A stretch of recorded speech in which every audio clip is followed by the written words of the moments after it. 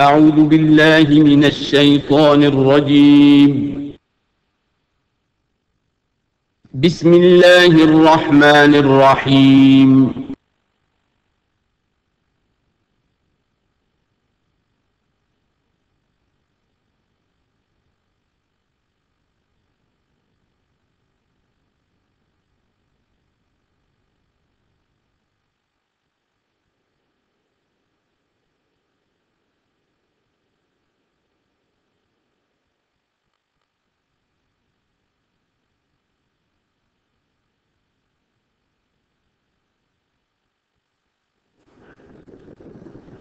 اما بعد فاعوذ باللہ من الشیطان الرجیم بسم اللہ الرحمن الرحیم حامیم والکتاب المبین انا جعلناہ قرآنا عربیا لعلکم تعقلون وقال تبارک وتعالی کما ورد فی سورۃ یوسف علیہ الصلاۃ والسلام الف لام را تلک آیات الکتاب المبین انا انزلناہ قرآنا عربیا لعلکم تعقلون وقال عز وجل كما ورد في سورة الزمر قرآنا عربيا غير ذي عوج وقال جل وعلا كما ورد في أول سورة الكهف الحمد لله الذي أنزل على عبده الكتاب ولم يجعل له عوجا صدق الله العظيم رب اشرح لي صدري ويسر لي امري واحلل عقدة من لساني يفقهوا قولي. تعارف قرآن کے ضمن میں جو مباحث پہلی نشست میں مکمل ہو چکے ہیں اس میں ایک کمی رہ گئی تھی، اس کو پورا کر لیجئے.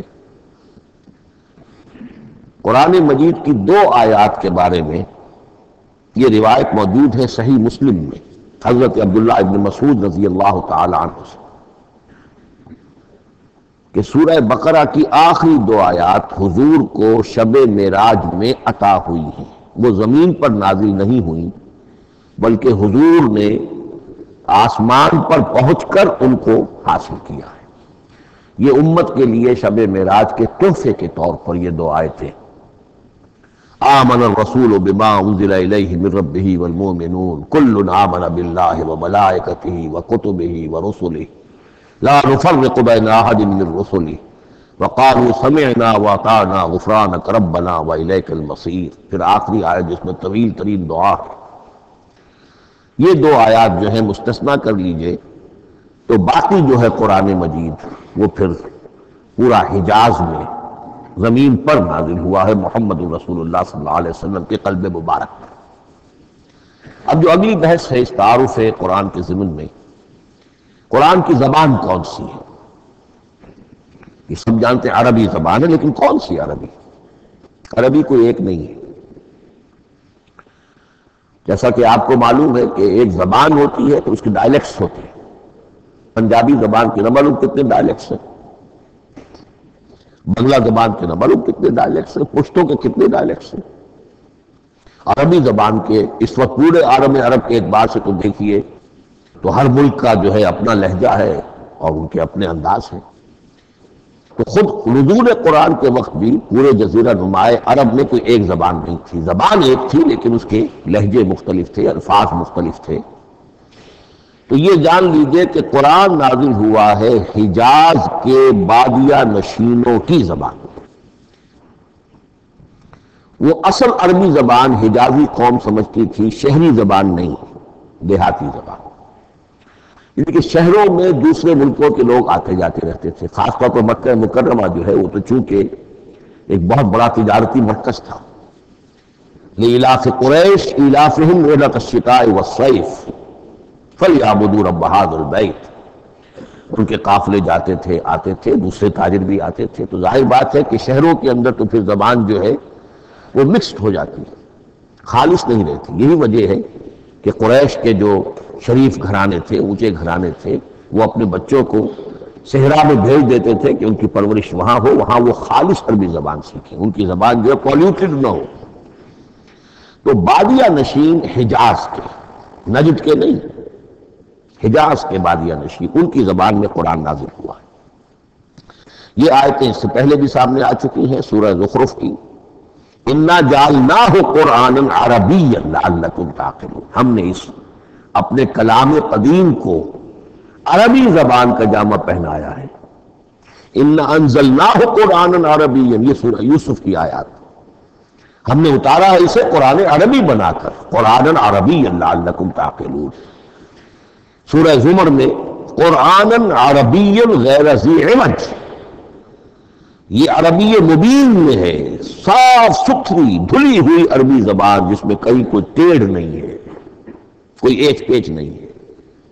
اور یہی پھر سورہ کہف میں جو ایک ترانہ حمد اللہ نے ہمیں سکھایا ہے کہ میرے اس انعام عظیم پر میرا شکر ادا کیا کرو، تو کن الفاظ میں الحمدللہ الذی انزل علی عبدہ الکتاب ولم یجعل لہ عوجا۔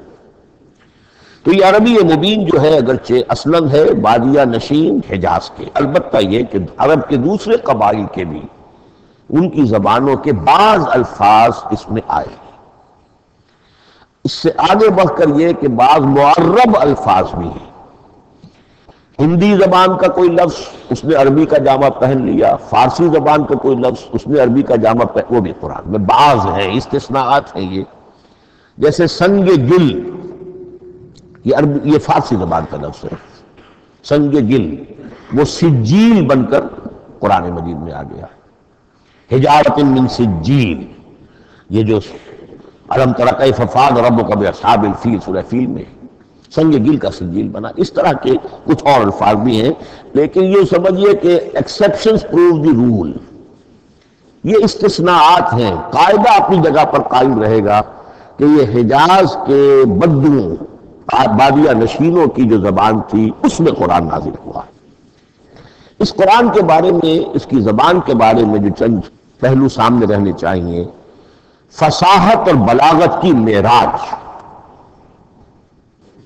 یہ میں بعد میں قرآن کے وجوہ اعجاز پر جب بحث کروں گا کہ یہ کس کس اعتبار سے معجزہ ہے، تو وہاں زیادہ تفصیل سے یہ بات آئے گی کہ عربی زبان کی فصاحت اور بلاغت کی معراج ہے۔ آپ کو معلوم ہے کہ آج بھی دنیا میں یہودی بھی ہیں جن کی مادری زبان عربی ہے، عیسائی بے شمار ہیں جن کی مادری زبان عربی ہے، ان کے ہاں بھی عربی ادب کی چوٹی کی کتاب جو پڑھائی جاتی ہے وہ قرآن ہے۔ یہ انہیں ماننا پڑتا ہے کہ عربی ادب کی جو آخری کتاب ہے، چوٹی کی کتاب ہے، وہ یہی ہے۔ یہودی بھی پڑھائیں گے، جیسے آپ انگریزی زبان پڑھنی ہے سمجھنی تو شیکسپیئر کے بغیر آپ کیسے سمجھیں گے، اب وہ تو ایک سٹینڈرڈ ہے۔ اسی طریقے سے یوں سمجھیے کہ عربی زبان عربی ہونے کے اعتبار سے کلام اللہ ہونا اس پر ان کا ایمان نہیں ہے، لیکن یہ کہ عربی زبان کے اعتبار سے اس کی فصاحت اور بلاغت کا لوہا وہ مانتے ہیں۔ پھر اس میں خاص ملکوتی غنا ہے، ڈیوائن میوزک، صوتی آہنگ ہے، عذوبت ہے، مٹھاس ہے۔ لاہور میں ایک صاحب ہیں جو پروفیسر ہیں فونیٹکس کے پنجاب یونیورسٹی میں، وہ کہتے ہیں میں ثابت کر سکتا ہوں کہ جتنے بھی آج دنیا میں اصول ہیں صوتی، یہ خود اپنی جگہ ایک بہت بڑی سائنس ہے، اس کے اعتبار سے میں ثابت کر سکتا ہوں کہ بلند ترین موسیقی قرآن مجید ہے، ملکوتی غنا۔ اسی لیے قرآن مجید کو اچھی سے اچھی آواز میں پڑھنے کی تاکید آئی۔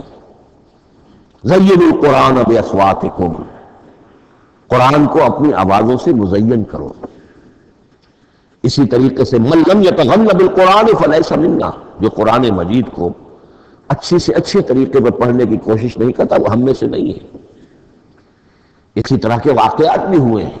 حضرت ابو موسیٰ اشعری رضی اللہ تعالی عنہ وہ بہت خوش الحان تھے، تو ایک روز حضور سفر رات کے وقت کہیں گشت پر تھے، جا رہے تھے ان کے مکان کے قریب سے، تو وہ اس وقت رات کی نماز میں قرآن پڑھ رہے تھے، تو حضور وہاں کافی دیر تک کھڑے ہو کر سنتے رہے۔ ظاہر بات ہے کہ اس وقت کے مکان کیا ہوتے تھے، ایک ایک حجرہ ہوتا تھا، یہ کوئی کئی کنال کی کوٹھیاں تو نہیں ہوتی تھی کہ کیا پتہ چلے ان کے اندر کیا ہو رہا ہے۔ وہ تو حضرت ابو بکر کے مکان کے پاس سے گزرتے تھے تو ان کی تلاوت سنتے تھے، حضرت عمر کے مکان کے قریب سے گزرے ان کی تلاوت سنی، حضرت عمر بلند آواز میں پڑھتے تھے، حضرت ابو بکر بڑی پست آواز میں پڑھتے تھے. حضور نے پوچھا کہ تم ایسا کیوں کرتے ہو؟ حضرت عمر نے کہا میں اس لیے کرتا ہوں زور سے پڑھتا ہوں کہ شیطان بھاگ جائے. حضرت ابوبکر نے عرض کیا کہ میں اس لیے پڑھتا ہوں کہ جس کو میں سنا رہا ہوں وہ سنتا ہے، اس کو بلند آواز کی ضرورت نہیں.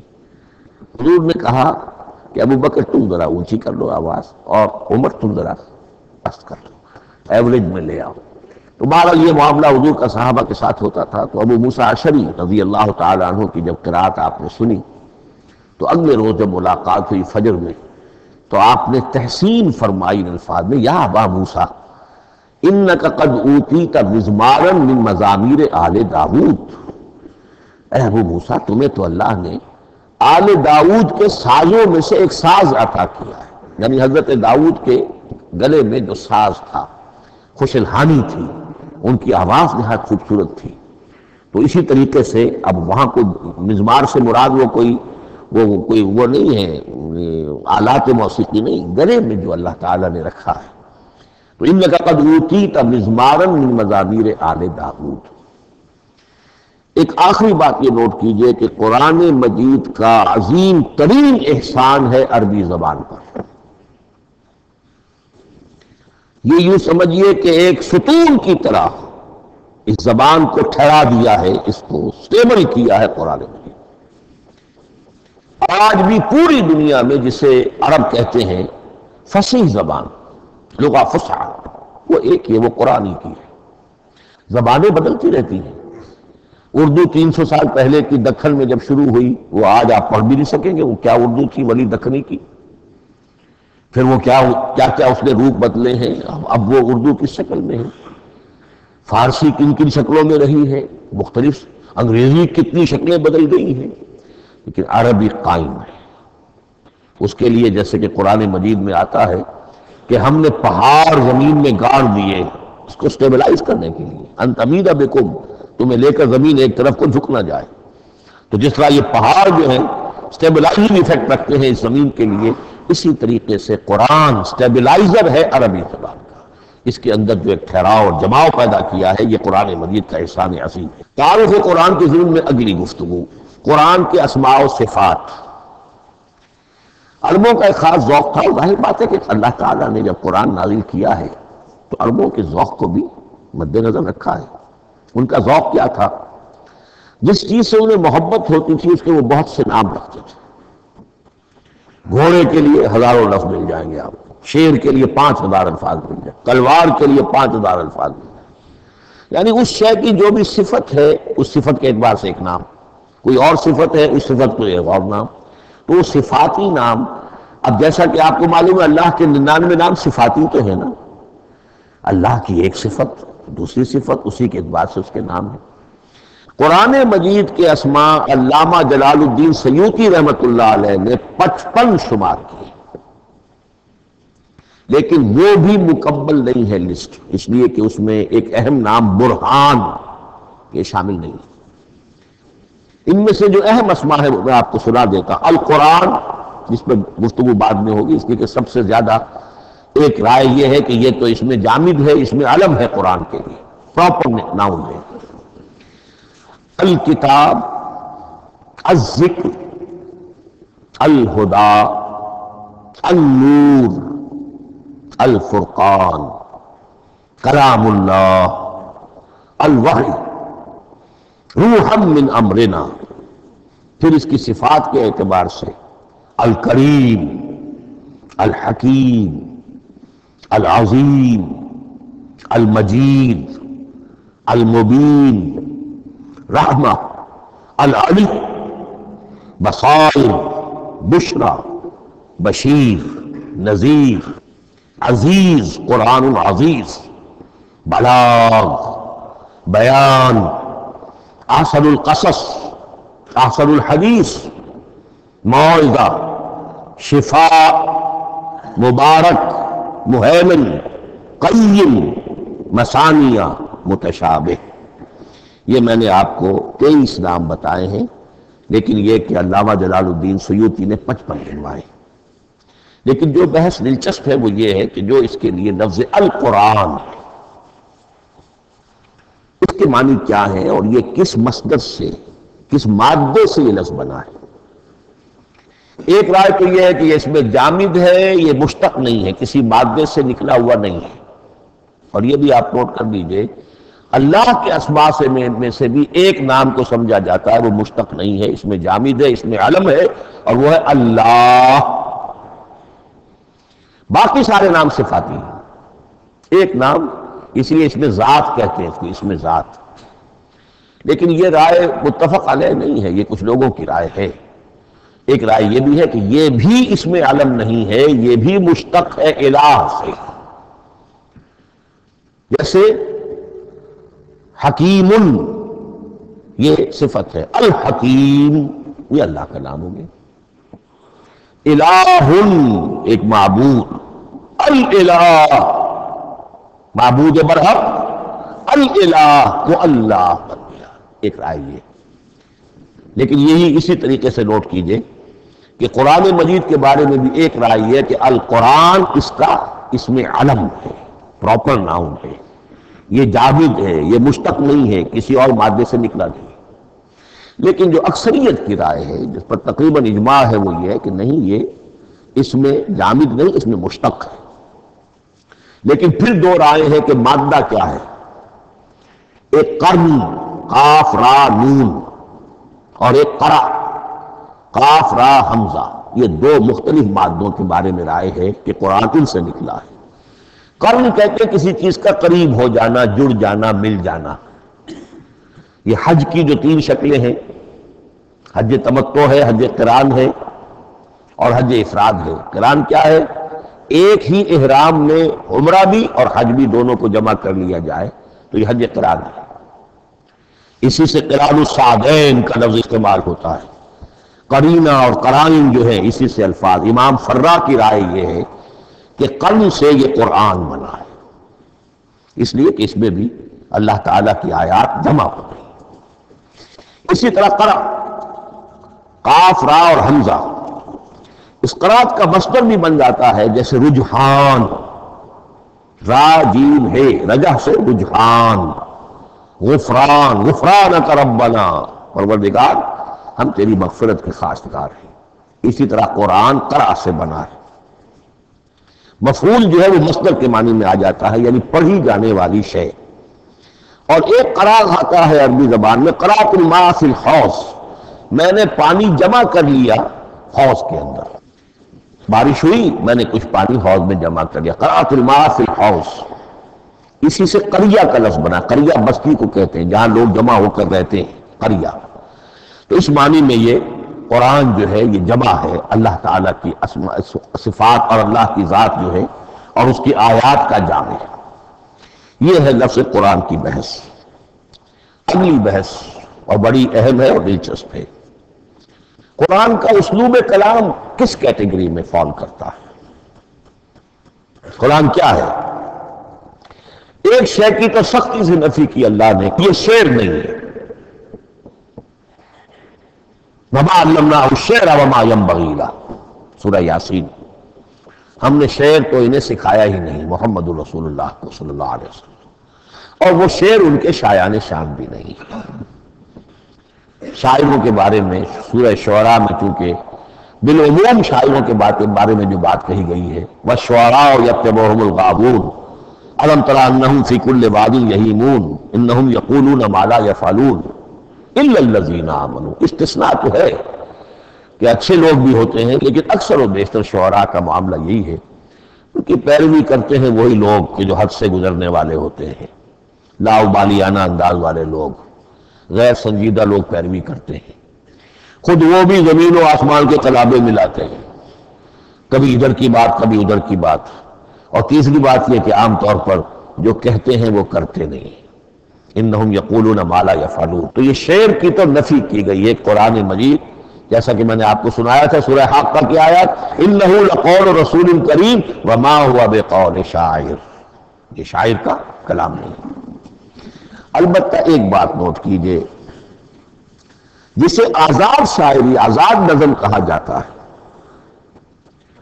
وہ میرا گمان یہ ہے، میں نے چونکہ ان چیزوں کا کوئی تحقیقی مطالعہ نہیں کیا ہے، کہ شاید وہ ہے ہی قرآن سے ماخوذ آزاد شاعری، اس میں وزن نہیں ہوتا، ردم ہوتا ہے۔ آزاد شاعری کے اندر ایک ردم ہوتا ہے، وزن نہیں ہے، ایک مصرع اتنا سا، ایک بڑا لمبا چوڑا، لیکن ردم رہے گا۔ یہ جو آزاد شاعری، بلینک ورس جس کو آپ کہتے ہیں، میرا گمان یہ ہے کہ شاید دنیا میں اس کا رواج قرآن کے بعد ہی ہوا ہو، اور قرآن مجید ہی کی نقالی میں یہ صنف جو ہے ادب کی وہ ایجاد کی گئی ہو۔ واللہ عالم، میں یہ بات دعوے سے نہیں کہہ سکتا، گمان ہے میرا۔ البتہ یہ کہ اب اس سے آگے چلیے، شعر نہیں ہے، نثر ہے، لیکن نثر کے اعتبار سے بھی کون سی کیٹیگری میں آئے گی؟ کیا یہ کتاب عام معنی میں جسے ہم کتاب کہتے ہیں وہ کتاب ہے؟ ایک تو وہ بات تھی نا جو اقبال کے حوالے سے میں نے آپ سے کہی، کتابیں نیز چیزیں دیگر است، اس وقت وہ بات نہیں میں کہہ رہا۔ عام کتابوں سے اس کا فرق کیا ہے؟ ایک کتاب ہوتی ہے، اس میں ہر چیپٹر میں ایک بحث مکمل ہو جاتی ہے، اگلے چیپٹر میں پھر لوٹا کر آپ پہلے چیپٹر کی کوئی بات نہیں کریں گے، پھر وہ بات آگے چلے گی، ابواب ہوں گے، ابواب میں مضمون کے مطابق مضمون آگے بڑھتا چلا جائے گا۔ کتاب کا یہ لازمی وصف ہے۔ قرآن مجید اس معنی میں کتاب نہیں ہے، اس میں قصہ آدم و ابلیس 7 جگہ آ رہا ہے، بار بار آ رہا ہے، سورہ بقرہ میں، سورہ اعراف میں، سورہ حجر میں، سورہ بنی اسرائیل میں، سورہ کہف میں، پھر سورہ طٰہٰ میں، چلتے جائیے، سورہ صاد میں حضرت موسیٰ علیہ السلام کا قصہ کتنی مرتبہ آ رہا ہے۔ تو قرآن مجید اس کتاب کی کیٹیگری، اس کی ڈیفینیشن پر پورا نہیں اترتا۔ دنیا میں جو کتاب کا معیار ہے، عام اس کا جو اسلوب ہے، اس کی جو ڈیفینیشن ہے، ایک شکل ہوتی ہے مجموعہ مقالات، وہ بھی نہیں، اس میں ہر مقالہ اپنی جگہ پر ایک مکمل شے ہوتی ہے، لیکن یہ کہ وہ دوسرے مقالات سے تو مختلف ہوگی، یہ مجموعہ مقالات بھی نہیں۔ اس کا اسلوب جو ہے وہ خطبے کا ہے، اور ایسے، اور یہ کہا جا سکتا ہے اس سے کلیکشن آف ڈیوائن اوریشنز، یہ اللہ تعالیٰ کے خطبات کا مجموعہ ہے۔ مختلف اوقات میں خطبے نازل ہوتے تھے حضور پر صلی اللہ علیہ وسلم۔ اور یہ بھی جان لیجئے کہ عرب میں ادب کی 2 ہی صنفیں تھیں جو معروف تھی، یا شعر یا خطبہ، یا خطیب ہوتے تھے بڑے شعرا بیان خطیب، اور یا شاعر ہوتے تھے۔ تو یہ جب شعر کے اسلوب پر نہیں تھا تو خطابت کا اسلوب ہے جو اللہ نے اختیار فرمایا، اور ہر موقع پر، ہر مرحلے پر جو خطبہ اس وقت کے حالات کی مناسبت سے نازل ہوا وہ ایک صورت ہے۔ تو یہ ہے کلیکشن آف ڈیوائن اوریشنز، یہ اللہ تعالیٰ کے مجموعہ خطبات الہیہ اسے کہا جا سکتا ہے، لیکن اس سے جو چند نتیجے نکلتے ہیں وہ نوٹ کرنے ضروری ہے۔ خطبے میں مخاطب اور مخاطب کے مابین ایک ریپورٹ ضروری ہے۔ اگر کوئی مصنف بیٹا کتاب لکھ رہا ہے، اس کے سامنے کوئی سامع نہیں ہوتے، وہ تو اپنی مگن میں جو بھی خیال ہے اپنے دل میں وہ لکھ رہا ہے۔ خطبے میں سامنے ہوتے، اگر ان کے درمیان ریپورٹ نہ رہے، ہم آہنگی نہ رہے، تو پھر وہ خطبہ غیر مؤثر ہو جائے گا، لوگ جو ہے ان کو اونگ آنے لگے گی، وہ متوجہ ہی نہیں رہیں گے۔ تو ایک ریپورٹ مخاطب اور مخاطب ان کے درمیان۔ دوسرے یہ کہ خطبہ کا ایک وصف لازمی یہ ہوتا ہے کہ ایک واقعاتی پس منظر ہوتا ہے پیچھے موجود۔ آپ کوئی شخص ہے سیاسی تقریر کر رہا ہے، ایک خاص پس منظر موجود ہے، اس میں وہ ان چیزوں کی طرف حوالے دیتا چلا جائے گا، صرف وہ تفصیلات بیان نہیں کرے گا، اس لیے کہ لوگوں کو معلوم آج کے دور کا ایک واقعہ ہے، لوگوں کے علم میں ہے، لیکن کتاب میں آپ لکھیں گے تو پھر وہ پورا واقعہ بھی بیان کرنا پڑے گا آپ کو کہ یہ کب ہوا، کیسے ہوا، جس کا میں حوالہ دے رہا ہوں۔ یہ خطبے کے اندر پس منظر جو ہے وہ موجود ہے، اور اس کے حوالے سے صرف جو اشارات اس کی طرف ہو جائیں گے۔ نمبر 3 یہ ہے کہ خطبے میں تحویل خطاب بہت ہوتا ہے۔ تحویل خطاب سے کیا مراد ہے؟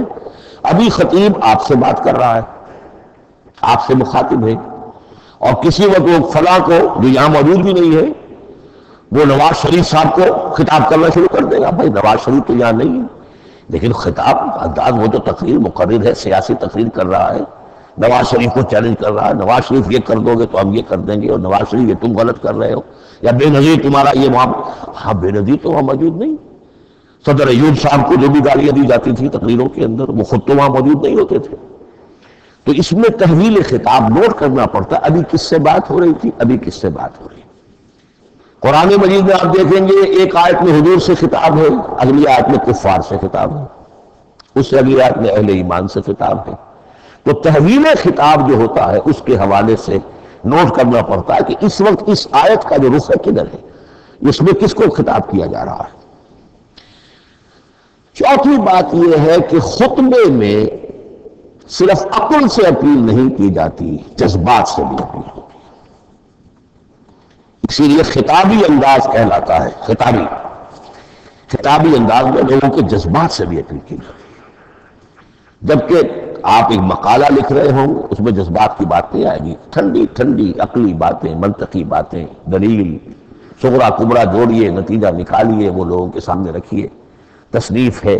لیکن خطبے کے اندر صرف عقل نہیں، جذبات سے بھی اپیل ہوتی ہے. اب یہ سارے اوصاف میں جو بیان کر رہا ہوں یہ سب قرآن مجید میں بتمام و کمال بدرجہ اتم موجود ہے. اور آخری بات یہ کہ خطبے میں، اور یہ کہ یہ چیز مشترک ہے غزل میں بھی اور قصیدے میں بھی اور خطبے میں بھی، اس کا اول و آخر بہت جامع اور مؤثر ہونا چاہیے. اسی لیے مطلع مقطع یہ خاص طور پر ہوتے ہیں. مقطع میں آپ پڑھیے سکون دسترانہ بات، جس غزل کا مطلع جاندار ہے اس کو آدمی پڑھے گا، اور اگر وہ مطلع پھسپھسا ہے وہ باقی نظر پڑے گا ہی نہیں، چاہے آگے اس کے اندر بڑا عمدہ شعر بھی ہو وہ نہیں پڑے گا. مطلع یہ ہے بے جان ہے، پھسپھسا ہے.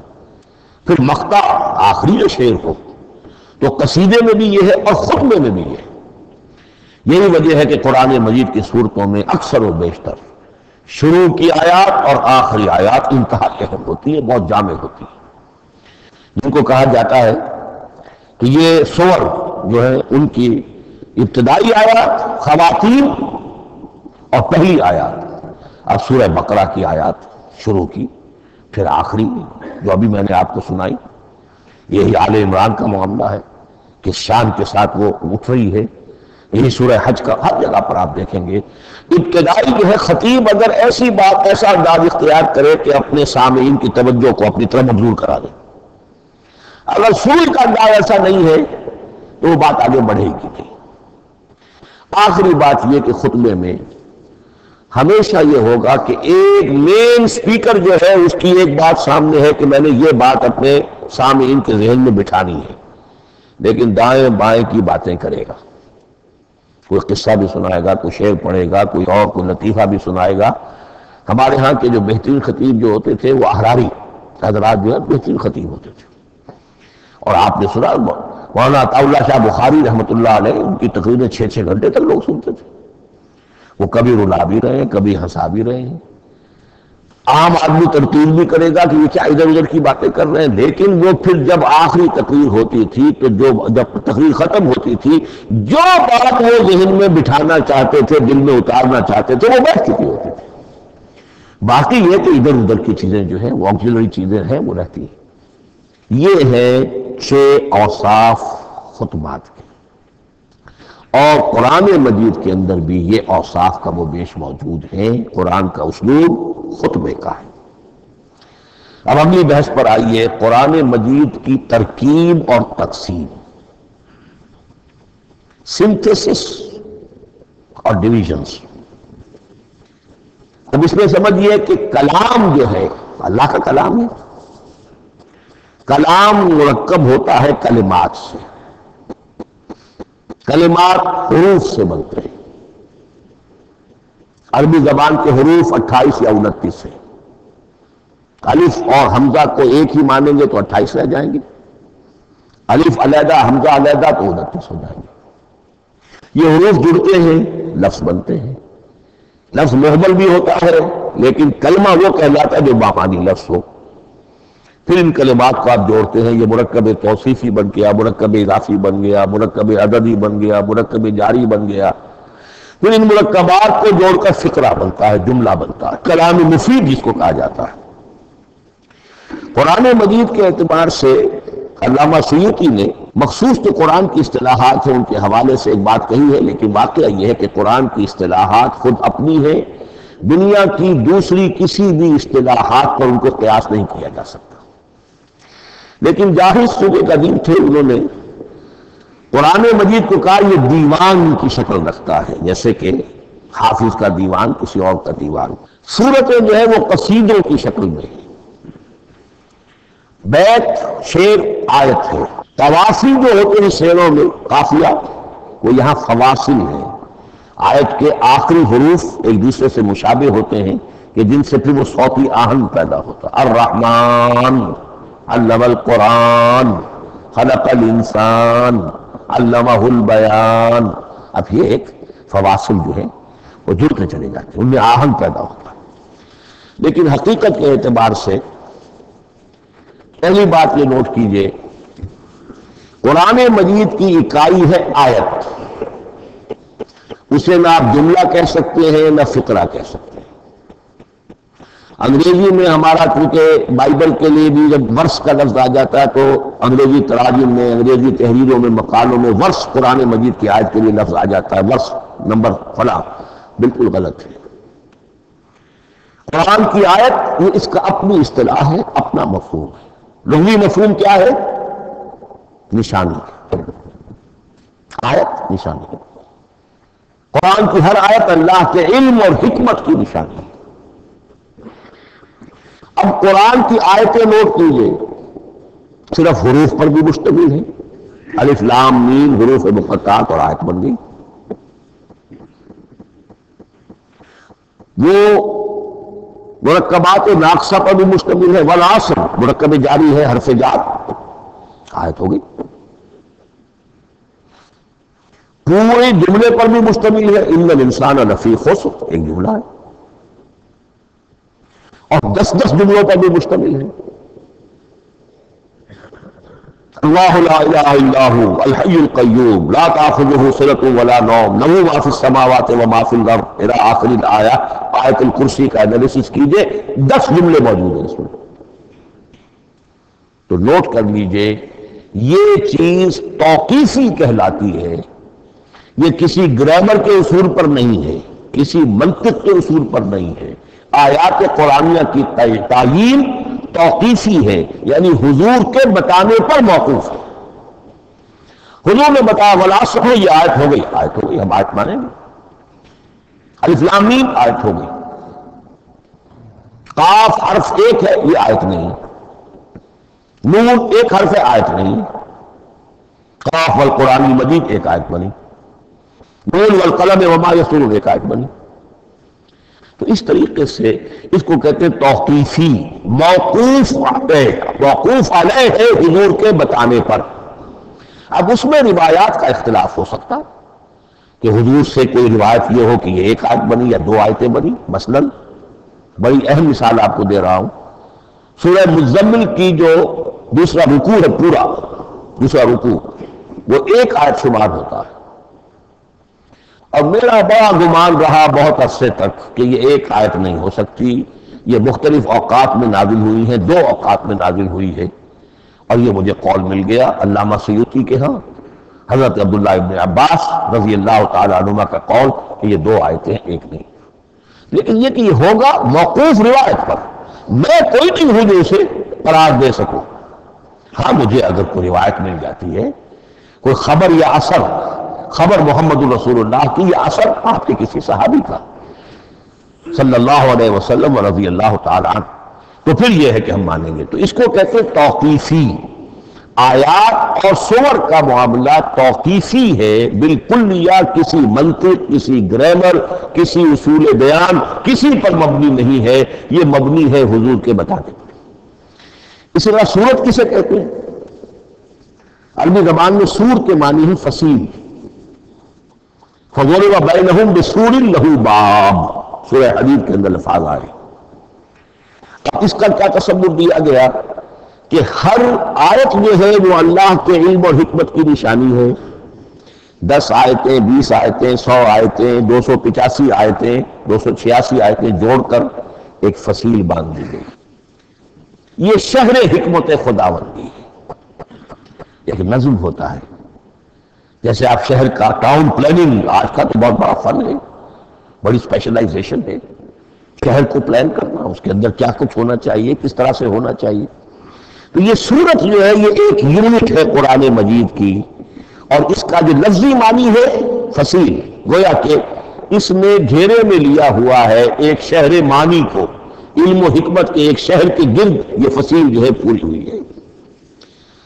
اب اس میں نوٹ کر لیجئے جہاں تک، اچھا جیسے آیتیں چھوٹی بھی ہیں بڑی بھی ہیں، والعصر بھی آیت ہے اور الف لام میم بھی آیت ہے، اور جیسا کہ میں نے عرض کیا آیت الکرسی بھی آیت ہے.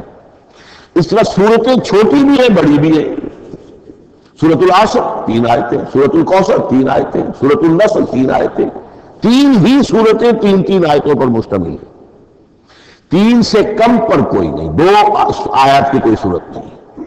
لیکن آگے آپ چلتے جائیے، اس کی بڑی سے بڑی تعداد سورہ بقرہ جو ہے سب سے بڑی ہے. تو آیت اور سورت کے علاوہ دور صحابہ میں صرف ایک لفظ اور تھا قرآن کی تقسیم کے ضمن میں، اور وہ تھا منزل یا حزب.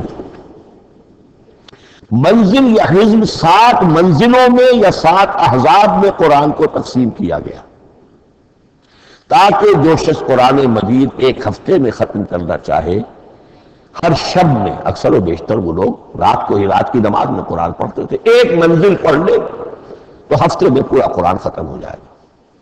یہ حزب بھی ہے اور منزل بھی ہے. اور یہ کیونکہ دور صحابہ میں تھا، یقیناً حضور نے بتایا ہوگا، اس میں آپ کو عجیب حسن نظر آئے گا. اس میں یہ نہیں کیا گیا کہ بالکل برابر برابر ساتھ کر دو بھائی، چاہے صورتیں ٹوٹ جائیں، صورتوں کی فصیل کوئی نہیں ٹوٹتی. اس میں صورتیں مکمل جو کہ تو آئیں گی. اور پھر یہ کہ عجیب بات ہے کہ سورہ فاتحہ کو اگر ایک طرف رکھ دیں، وہ قرآن کے دیباچے کی حیثیت رکھتی ہے. تو پہلی منزل میں 3 صورتیں، دوسری میں 5 صورتیں، تیسری میں 7، چوتھی میں 9، پانچویں میں 11، چھٹی میں 13 اور ساتویں میں 65. یہ ہے کہ جو ان صورتوں کی ایک بڑی جیسے کہ ایک سیڑھی چڑھ رہی ہے، اور تقریباً مساوی ہو جاتے ہیں. کوئی 4.25 پارے ہے، کوئی 4.5 پارے ہے، کوئی 4.25 پارے، اس طریقے سے ہے تقریباً مساوی.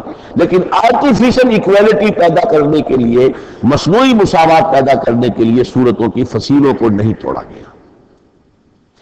اس سے آگے چل کر جو پاروں کی تقسیم ہے وہ بہت بعد کی بات ہے، 30 پارے، اور اس میں آپ کو یہ ساری قباحتیں نظر آئیں گی. اس میں صورتوں کی فصیلیں توڑی گئی ہیں. سورہ حجر ایک آیت ادھر ہے، باقی ساری صورت جو ہے اگلے پارے میں فصیلیں توڑ دی گئی. معلوم ہوتا ہے کسی شخص کے پاس جو قرآن تھا مصحف، انہیں صفحے گنے، 7 سے 30 سے تقسیم کیا اور برابر صفحوں کے اندر وہ پارے بنا دیے.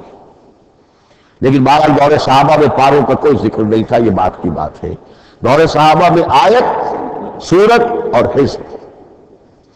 اسی طریقے سے طویل سورتوں کو جو رکوعوں میں تقسیم کیا گیا، یہ بھی بات کی بات ہے. لیکن یہ جو تقسیم کیا گیا ہے سورتوں کو رکوعوں کی شکل میں، 35 سورتیں تو قرآن کی ایسی ہیں چھوٹی ہیں جو ایک ایک ہی رکوع پر مشتمل ہے. آخری پارے کی 37 صورتیں ہیں، پہلی 2 کی جو 2 رکوع ہے، باقی سب کے سب جو ہے وہ ایک ہی رکوع شمار ہوتا ہے. لیکن رکوع کیوں کیے گئے؟ لمبی صورتوں میں سے اگر کچھ حصہ پڑھنا ہے نماز میں، سورہ بقرہ پوری تو نہیں پڑھ سکتے آپ ایک رکعت کے اندر، تو اس کا وہ حصہ پڑھا جائے جس میں ایک مضمون پورا ہو جائے، مضمون نہ ٹوٹے، تاکہ وہاں پر رکوع کرے آدمی کہ جہاں پر کہ وہ مضمون ایک اعتبار سے مکمل ہو گیا. تو رکوع سے رکعت ہے، رکوع ہے، اس رکعت کے اندر ایک حصہ اتنا پڑھا جائے تاکہ مضمون جو ہے وہ خوبصورت رہے اور اس کا سلسلہ برقرار رہے. یہ تقسیم بھی اگرچہ بہت ہی ایک بدنام شخص ہے ہماری تاریخ کا، حجاج ابن یوسف، یہ اس کی ہوئی تقسیم ہے، یا اس نے کرائی ہے، بہرحال اس کی طرف منسوب ہے. اور یہ بات ماننی پڑتی ہے کہ بڑے گہرے غور و فکر سے تقسیم کی گئی ہے، الٹپ نہیں ہے، بلکہ اس کے لیے واقعتاً غور کر کے جہاں وہ مضمون ختم ہوتا ہے، کہیں کہیں آپ اختلاف کر سکتے ہیں اور آپ کو حق حاصل ہے، لیکن یہ چیزیں توقیفی نہیں ہیں، یہ حضور کی بتائی ہوئی نہیں ہے، نہ رکوعوں کی تفصیل۔ اب سعودی عرب میں جو قرآن مجید چھپ رہا ہے ان میں حزب ہو گئے ہیں، یعنی ہر پارے کو پارے برقرار رکھ کر 8 حزب بنا دیے انہوں نے، 4 حزب بنا دیے اور پھر نصف حزب کر کے 8 حصے کر دیے۔ تو یہ چیزیں جو ہمارے ہاں رکوع تو پاروں سے ادھر ادھر ہو جاتے ہیں، پارا بدل گیا رکوع وہی چل رہا ہے، اس لیے کہ رکوع میں مضمون کو پیش نظر رکھا گیا ہے، جبکہ پارے میں مضمون کو نہیں سامنے رکھا گیا۔ تو رکوع کا معاملہ جو ہے چاہے وہ حجاج بن یوسف ہی نے کیا ہے، لیکن یہ کہ بہرحال وہ بہت صحیح ہے، اکثر و بیشتر کہیں کہیں آپ اس سے اختلاف کر سکتے ہیں۔ تو یہ تو اس کا میں نے آپ کے سامنے رکھا سنتھیسس۔ اب اگلا موضوع ہے ترتیب و تدوین کیسے ہوئی۔ ان علینا جمعہ و قرآن، ہمارے ذمے ہے اس کو جمع بھی کرنا اور پڑھوانا بھی، اور پڑھوانے میں ترتیب آ جائے گی لازماً۔ لیکن یہ کہ ایک بات تو اس میں بالکل متفق علیہ ہے جس میں کسی شک و شبے کی گنجائش نہیں، قرآن کی ترتیب نزولی اور تھی، ترتیب مصحف اور ہے۔ ترتیب مصحف میں سورہ فاتحہ کے بعد سورہ بقرہ ہے، سورہ بقرہ نازل ہوئی ہے مدنی دور میں جا کر، پھر سورہ آل عمران ہے وہ بھی مدنی ہے، سورہ نساء ہے وہ مدنی ہے، سورہ مائدہ ہے وہ مدنی، پھر آئی ہے سورہ انفال اور سورہ توبہ۔ یہ سورہ انفال تو مدنی نہیں، سورہ انعام اور سورہ اعراف یہ ہے کہ جو مکیات ہیں، یہ کہ بھی مکی دور کی بھی آخری زمانے کی ہے۔ ابتدائی جو مکی صورتیں وہ سب سے آخری حصے میں ہیں، 29واں پارہ اور 30واں پارہ۔ تو ترتیب نزولی اور تھی، ترتیب مصحف اور ہے، اس میں تو کسی شک و شبے کی گنجائش نہیں۔ لیکن ہمارے ہاں اہل تشیع نے اس چیز کو بہت اچھالا ہے۔ ان میں سے بعض گروہ ایسے ہیں جن کا کہنا یہ ہے کہ اصل قرآن جو ہے وہ ترتیب نزولی کے مطابق تھا، یہ ترتیب تو عثمان نے کر دی رضی اللہ تعالی عنہ۔ حضرت علی کے پاس اصل قرآن جو ترتیب نزولی کے مطابق تھا موجود تھا، اور اب بھی ان کے خیال میں جو ان کے امام غائب جو ہیں چھپے ہوئے ہیں غار میں، تو ان کے پاس وہ نسخہ اصل حضرت علی والا موجود ہے، اور جب وہ ظاہر ہوں گے تو اصل قرآن لے کر آئیں گے۔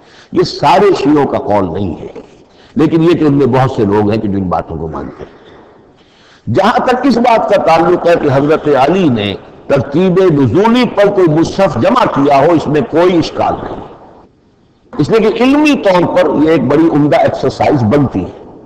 ایک زمانے میں میں بہت کوشش کرتا رہا ترتیب نزولی سے، اس لیے کہ ترتیب نزولی سے سیرت نبوی اخذ ہوتی ہے، پہلے کیا نازل ہوا، پھر کیا نازل ہوا، پھر کیا نازل ہوا۔ در حقیقت اگر آپ ترتیب نزولی سے قرآن مرتب کر دیں تو سورۃ النبی بن جائے گی۔ تو اس کو سمجھنے کے لیے ایک زمانے میں میں نے بڑی محنت کی، لیکن ایک تو یہ کہ وہ یقین سے وہ باتیں ملتی نہیں ہیں، بعض روایات ہیں، لیکن یہ کہ پھر بھی آپ یقین سے نہیں کہہ سکتے۔ اکثر و بیشتر قرآن مجید میں لکھا بھی ہوتا ہے، ترتیب کے موٹی موٹی چیزیں معلوم ہے نزولی ترتیب کی، لیکن یہ ہے کہ یقین کسی بات پر نہیں۔ تو پہلی بات یہ ہے کہ ہمارے نزدیک، اہل سنت کے نزدیک، اصل جو حجت ہے دین میں وہ ترتیب مصحف ہے۔ یہی ترتیب جو اس وقت مصحف عثمان کی ہے رضی اللہ تعالی عنہ، یہی ترتیب ہے لوح محفوظ کی، یہی ترتیب ہے ام الکتاب میں، یہی ترتیب ہے کتاب المکنون میں۔ اب اس کے سمجھیے کہ اس کی تدوین کن مراحل میں ہوئی۔ سب سے پہلے اس کے جو مراحل ہے 3، خود نبی اکرم صلی اللہ علیہ وسلم کے زمانہ مبارک میں جمع اور ترتیب یہ ہو گئی، لیکن کتابی شکل میں نہیں، ماں بین دفتین نہیں۔ حضور نے لوگوں کو پڑھ کر سنایا، اس ترتیب سے سنایا جس ترتیب سے یہ مصحف میں اب موجود ہے، اور ہر رمضان میں حضرت جبرائیل دورہ کرتے تھے حضور کے ساتھ، جتنا کہ قرآن اس وقت تک نازل ہو چکا ہوتا تھا۔ اور آخری رمضان مبارک آپ کی حیات طیبہ کا جو تھا اس میں 2 مرتبہ پورے قرآن کا دورہ ہوا، تو دورہ قرآن بغیر ترتیب کے تو نہیں ہو سکتا۔ تو یہ ترتیب حضور کی ہوئی ہے، توقیفی ہے، اور حضور ہی نہیں اللہ کی ہوئی ہے۔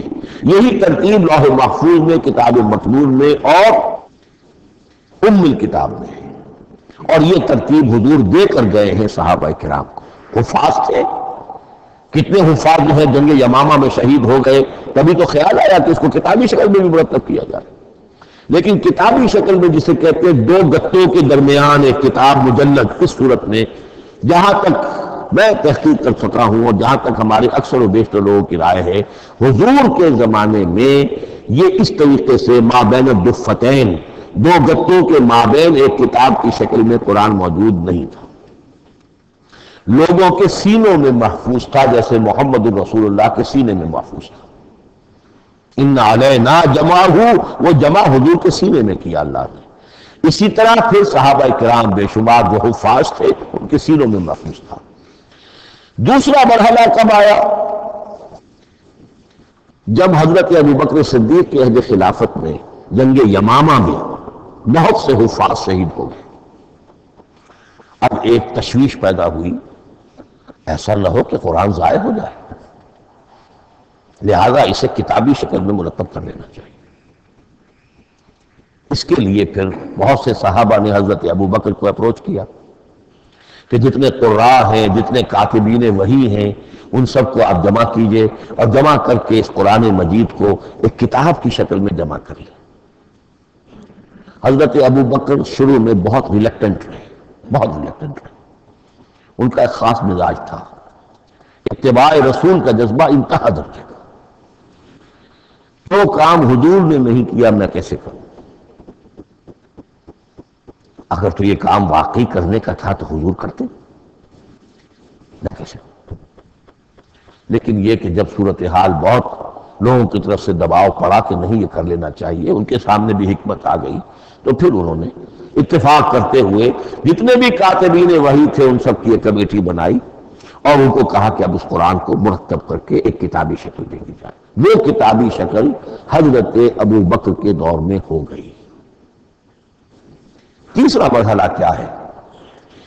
یہ کتابی شکل میں جب قرآن مجید آ گیا اور شروع میں یہ اجازت تھی کہ ہر قبیلے، ہر علاقے کے لوگ اپنے لہجے میں پڑھ لیں۔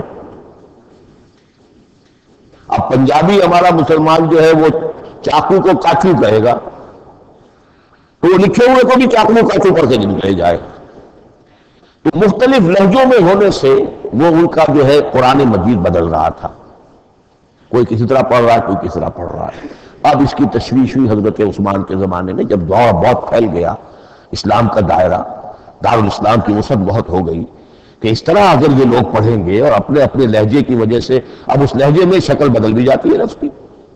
کاچو کو کاف الف چے واو لکھنا شروع کر دیں گے پھر کہ کاچو سنا ہم نے، تو چاقو تو سنا ہی نہیں، تو ایک لفظ ہے چاقو لکھ رہا ہے اور ایک کاچو لکھ رہا ہے، تو چاقو اور کاچو میں فرق ہو گیا۔ لہذا اس وقت پھر جو کام کیا گیا وہ یہ کہ ایک ہی رسم تحریر، رسم کتابت، رسم الخط میں قرآن مجید کے نسخے تیار کیے گئے۔ اصل میں ایک بہت بڑا مغالطہ ہو جاتا ہے ہمارے جمعوں کے خطبوں میں، حضرت عثمان رضی اللہ تعالیٰ عنہ کے نام نامی کے ساتھ وہ قوافی جو ہیں ان کی مناسبت سے جامع آیات القرآن عثمان ابن عفان رضی اللہ تعالیٰ عنہ، غالب علی کل غالب علی ابن ابی طالب رضی اللہ تعالیٰ۔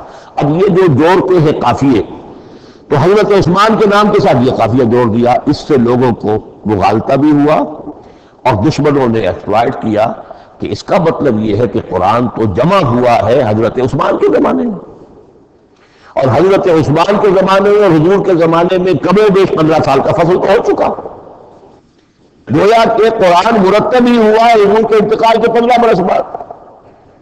پھر حضرت عثمان کی شخصیت کو خاص طور پر جو سبائی فتنہ اٹھا تھا اس نے ایک ڈسپیوٹڈ پرسنالٹی بنا کے رکھ دیا ہے، نہیں معاذ اللہ، کوئی شک نہیں ہے، لیکن یہ کہ ایک فتنہ اٹھا، فتنۃ الکبریٰ، اور حضرت عثمان رضی اللہ تعالیٰ عنہ کو انہوں نے بدنام کیا، لہذا اس کے نام سے اور بٹا لگ گیا، یہ مصحف عثمان ہے۔ یہ ہے اصل میں وہ حماقتیں کہ جو ہوئی ہیں ہم سے، یہ قافیے ملانے کی وجہ سے، حالانکہ حضرت عثمان کی شان جو ہے وہ در حقیقت جامع آیات القرآن نہیں ہے، جامع الامت علی رسم واحد، پوری امت کو ایک رسم الخط پر جمع کرنے والی شخصیت حضرت عثمان کی۔ مثلا اب دیکھیے مالک یوم الدین کس طرح لکھیں گے؟ میم لام اور کاف،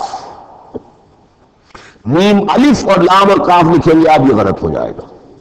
میم پر کھڑا زبر ہوگا اور اس کو مالک پڑھیں گے، میم پر اگر کھڑا زبر نہیں ہے کھڑا زبر ہے تو ملک پڑھیں گے، اور قراتوں میں یہ دونوں موجود ہے، ملک یوم الدین بھی ہے اور مالک یوم الدین بھی ہے۔ اگر آپ نے میم الف لکھ دیا ایک قرات نکل گئی، اب وہ اس میں آ ہی نہیں سکتی، وہ تو مالک ہی پڑھا جائے گا۔ یہ زیر زبر بھی جو لگے ہیں قرآن مجید میں، یہ بھی حجاج بن یوسف کے زمانے میں لگے، اس سے پہلے نہیں تھے۔ اور یہ رموز و اوقاف، یہ آیتوں کے نشان ہے، یہ وقفہ بیچ میں، یہ بھی حجاج بن یوسف کے زمانے کی چیز ہے۔ ورنہ عربوں کے لیے تو ان کی اپنی زبان تھی، انہیں ان چیزوں کی ضرورت ہی نہیں تھی۔ آپ کو معلوم ہے پرانے زمانے کے جو منشی ہوتے تھے، انشاء پرداز، وہ جب خط لکھتے تھے تو اس میں نقطے وغیرہ نہیں لگاتے تھے۔ جس کو خط لکھا جا رہا ہے وہ توہین سمجھے گا کہ شاید مجھے جاہل سمجھا کہ نقطے بھی لگا کے بھیجا جا رہا ہے خط پر، گویا کہ میں تو سمجھ ہی نہیں سکتا بغیر نقطوں کے۔ تو یہ جو ہے پرانے جو شکستہ خطوط لکھے جاتے تھے ان کا یہ انداز تھا، لہذا کوئی نقطے وغیرہ نہیں تھے، یہ بھی بعد میں لگے۔ تو ملک یوم الدین، مالک یوم الدین، اس کی رسم آئے گا میم لام کاف، کھڑا زبر ہے مالک یوم الدین اور ویسے پڑا زبر ہے ملک یوم الدین۔ یہ رسم الخط ہے جس پر کہ حضرت عثمان رضی اللہ تعالی عنہ نے پوری امت کو جمع کر دیا، اور اس کے نسخے تیار کرا کے، مختلف روایات میں آتا ہے 5 یا 7 نسخے تھے، ایک مدینہ منورہ میں رکھا اپنے پاس، اور اسی پر ان کے خون کے دھبے بھی ہیں، اور وہ نسخہ قرآن مجید کا اب استنبول کے اندر ہے۔ توپ کاپی کا جو عجائب خانہ ہے، عجائب گھر ہے، جس میں جہاں نوادرات کے ساتھ ساتھ حضور کے بھی کچھ تبرکات اور جمع ہیں، وہاں وہ نسخہ موجود ہے۔ اس میں انگلی جو کٹی تھی حضرت نائلہ جو ان کی اہلیہ تھی، جب وار کیا گیا ہے حضرت عثمان پر، قرآن پڑھ رہے تھے، انہوں نے روکا اپنے ہاتھ سے، ان کی انگلی کٹی اور اس کے خون کے قطرے جو ہیں وہ مصحف پر آئے۔ تو یہ وہ قرآن، پھر انہوں نے ایک مکہ مکرمہ میں، ایک دمشق میں، ایک کوفے میں، ایک یمن، ایک بحرین، ایک بصرہ، مختلف جگہوں پر وہ آفیشل ورژن قرآن کا صرف رسم الخط اسکرپٹ کے اعتبار سے۔ لیکن اب پھر نوٹ کر لیجئے، قرآن مرتب ہو چکا، مدمل ہو چکا دور نبوی میں، لیکن کتابی شکل میں نہیں، سینوں میں محفوظ۔ دور خلافت ابی بکر میں وہ کتابی شکل میں لایا گیا، اور اس کے لیے پھر بحث ہوئی کہ اب اس کا نام کیا رکھا جائے۔ اس کے لیے کئی نام تجویز ہوئے، سفر بھی، انجیل بھی، وغیرہ وغیرہ، لیکن پھر اس کو حضرت عبداللہ ابن مسعود رضی اللہ تعالیٰ عنہ نے اہل حبشہ سے استشہاد کرتے ہوئے مصحف نام رکھا۔ مصحف، یہ مصحف بن گیا حضرت ابو بکر کے زمانے میں، لیکن مصحف کی قرات کے جو فرق ہو رہے تھے تو وہ لکھنے کے اندر بھی فرق آنا شروع ہو گیا۔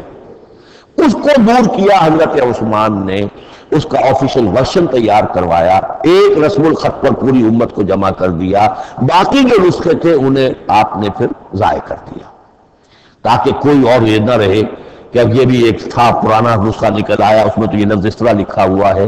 تو جامع الامت علی رسم واحد، ایک ہی رسم الخط پر پوری امت کو جمع کرنے والی شخصیت وہ حضرت عثمان کی ہے رضی اللہ تعالی عنہ۔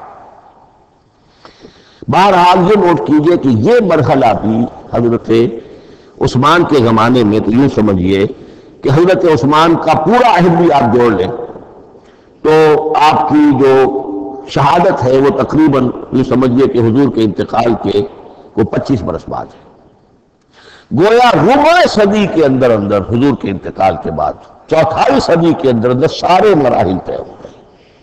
یہی وجہ ہے میں نے شروع میں آپ کو بتایا تھا کہ پوری دنیا یہ مانتی ہے کہ آج جو قرآن مسلمانوں کے پاس ہے یہ ہے وہی جو محمد عربی صلی اللہ علیہ وسلم نے اپنی امت کو دیا تھا۔